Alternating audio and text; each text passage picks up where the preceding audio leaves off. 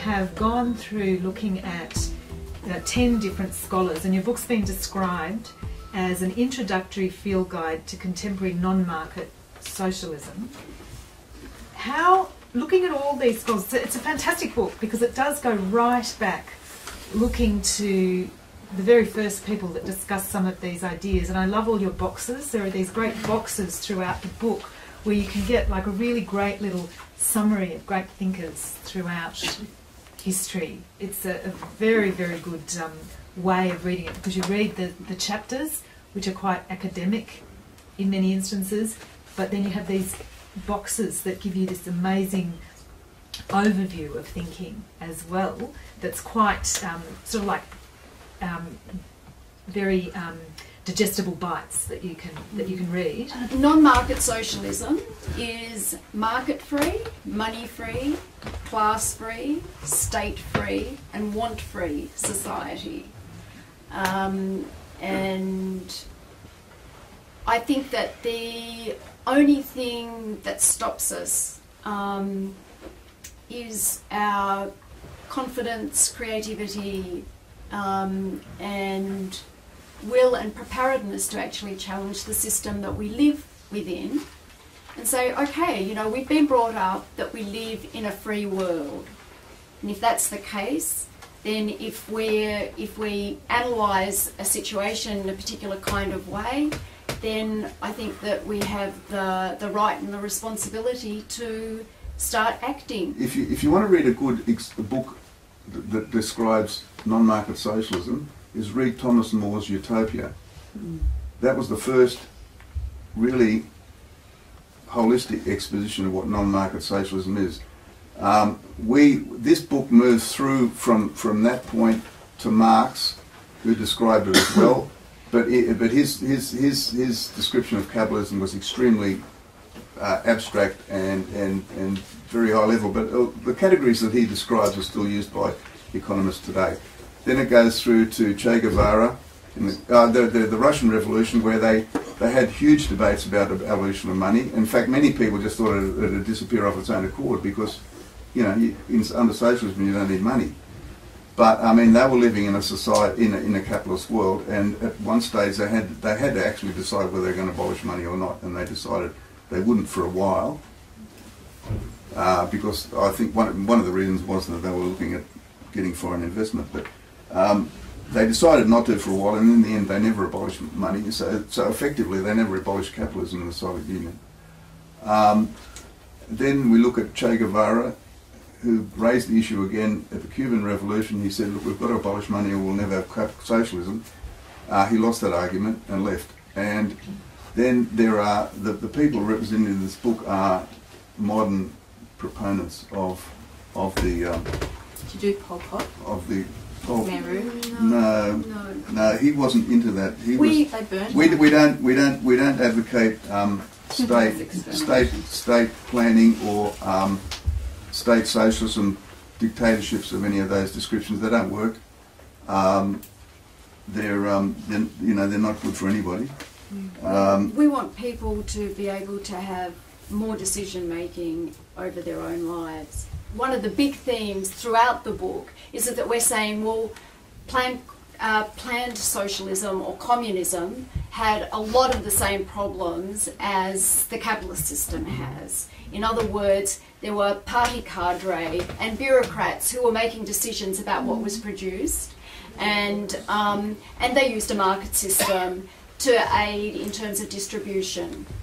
But there are a lot of big environmental problems, and so that actually kind of all of the contributors have got kind of different critiques of that.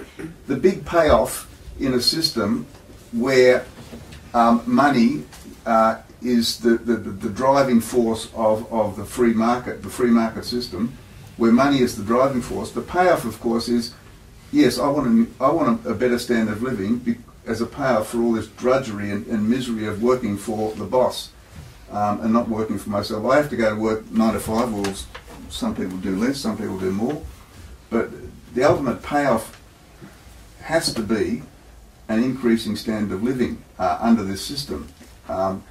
Otherwise, nobody will bother working. And in fact, some people are not interested in the payoff, so they stop working.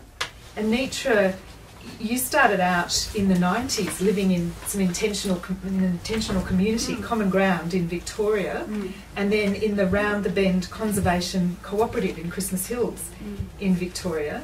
And a lot of the book talks about change from the grassroots up. The premise of the book, I guess, is the belief that capitalism is collapsing. Is that what you would say? Yeah, I could start off talking about Common Ground is a sort of radical, anarchist, feminist cooperative in central Victoria based on sort of about 100 acres. And they had been going for about 20 years when I went and lived there for a few years. This particular cooperative was partly based on a much bigger cooperative that's in Virginia, in the United States. It has 100 people, and again, they divide up all of their domestic tasks amongst one another, and they have some tasks that are associated with business activities that each of them earn on average around $5,000, but that goes into a common purse. The point is that they all decide what they're going to produce.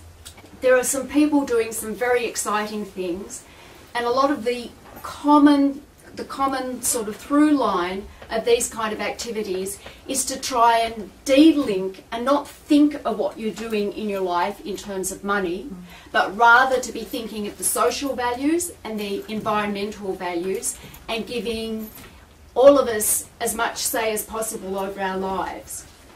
Instead of living as we do under capitalism, whereby there's a lot of management and a lot of people just doing what other people, and it's the same with the politics, we have representatives who more or less decide for us, and we have a market system so that even, you know, as Marx would say, that the capitalists don't decide what they produce, it's the market, which is this big, invisible, kind of out-of-control thing, which is really the sort of tail wagging the dog.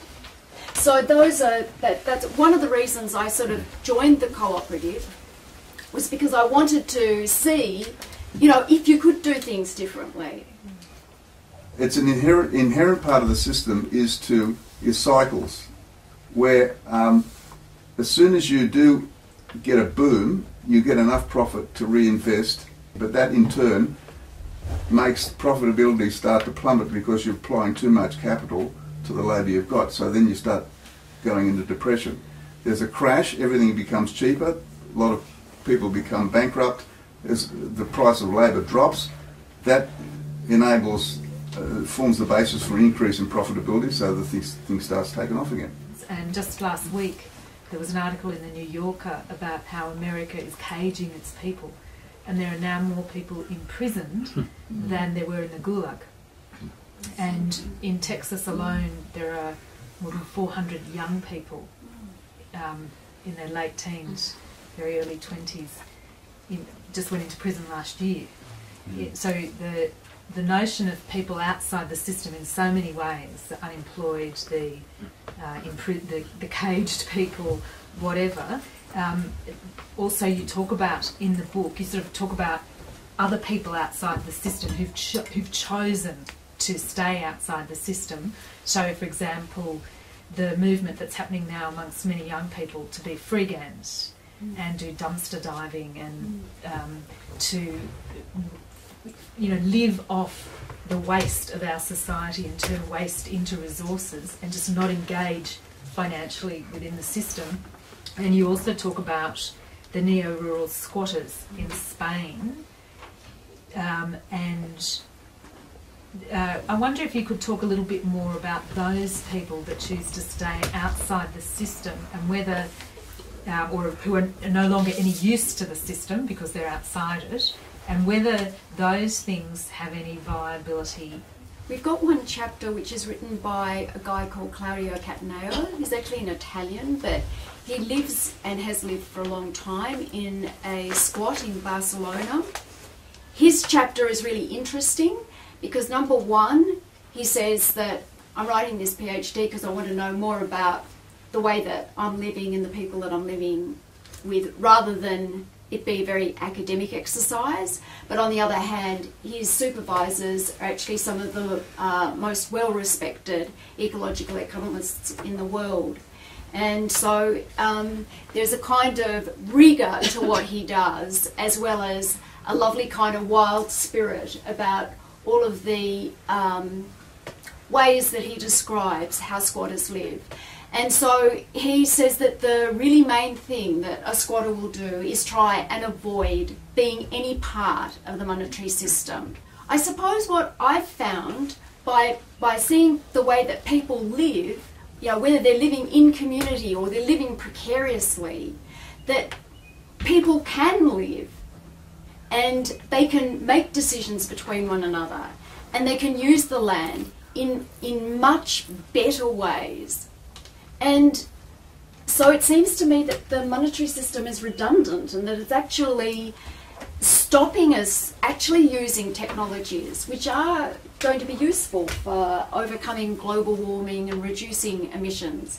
And you know, one of the big things, one of the really big blockers is that we have a whole industrial capitalist system, and none of these things make sense in the way that that works. Rather than looking at all being self-sufficient, which is kind of a little bit of a reflection of sort of like an individualistic sort of capitalist kind of world, is that if we're working a lot more in collective sufficiency, looking out, you know, in larger numbers and neighbourhoods, that it would be feasible for us to actually make things work a lot easier and a lot better. And permaculture has so much to offer in that way. Slow food movement has got a whole lot of values. There are a lot of different movements now, and interestingly, they are all moving in this direction. And the kind of values that they have, you know, are basically, although there are tensions in this group, in these groups, because there are people who feel that you could have a capitalist system and these values at the same time. Our argument is that you sort of usually end up with one value. Monetary values bring things back to one kind of like universal standard. It's a highly abstract thing. So it seems to me that capitalism's fighting back ideologically. It's telling us every day we can't afford to do anything about the environment. We can't afford to do anything about our carbon footprint because, gee, we're all going to go broke and starve, and we're all insecure on a daily basis. Have to sell our yachts. Yeah, and we're actually redefining it ourselves in the media and in our discourse, it seems. It's all very negative. So is there anything in the book that addresses that ideological onslaught that's going on with monetarism? I guess is my question. I think Harry Clevo, who's written the third chapter, Harry wrote a book called Reading Capital Politically, which is sort of like actually reading the first couple of chapters of Karl Marx's Capital, but actually bringing it right up to current day. He's a Texan, what's called autonomous Marxist, and he advocates work refusal.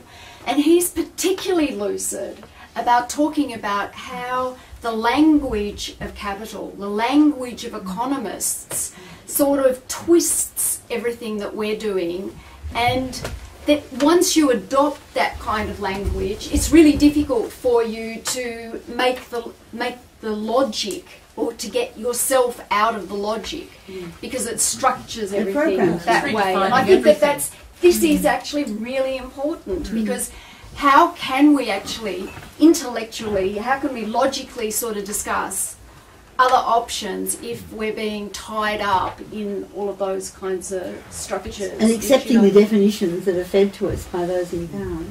But I particularly wanted to ask France about that connection between economic collapse, collapse of capitalism, and collapse of democracy. And I think part of the fear of collapse of the capitalist system is not so much that we might have to do with less, but that somehow the democratic political system that we are so wedded to and seem to have see no alternative to might also collapse. And so what replaces that? So I'm interested to hear your thoughts. Oh yeah, look, what we're proposing is quite clearly democratic decision making at a local level.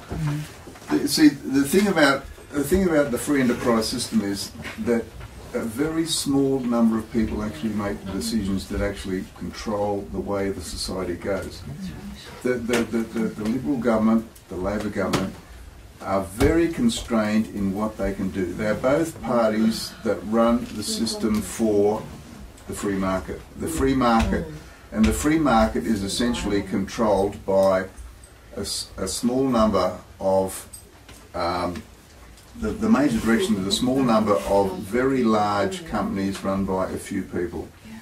And those people have enormous influence. Like, for example, there's one person who has actually even more influence than he does according to the amount of money. He's got a lot of money, but he doesn't by any means have as much money as influence he has, but he has a lot of money, and he has a lot of Rupert Murdoch, for example. And he's one people that every politician will defer to, only because he's got money. And so, but...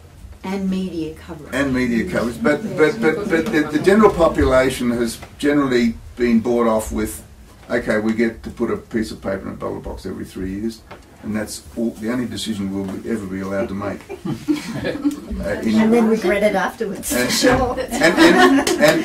and the problem is that people actually believe that is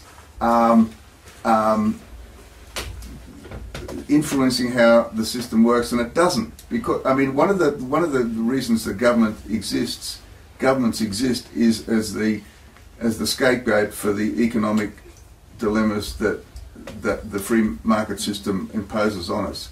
We can blame the government. Why doesn't the government do something about it? Whereas every person in the free market wants the government out of their hair, right? So you've got, on the one hand, it's all the government's fault, but then for not doing anything. But then when something's done, it's all the government's fault for doing something because they buggered it up. That's not the sort of system we're looking at. We're looking at a system where people's everyday lives at smaller levels is controlled by decisions that people make at that level.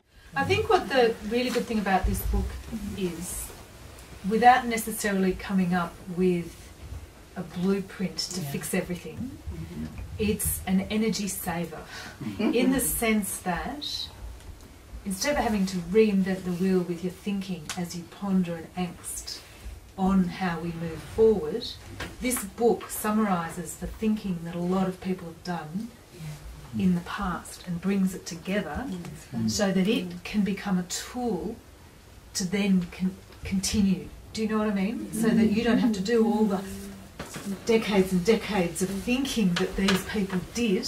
The ideas are summarised and brought together because we need to move on very quickly.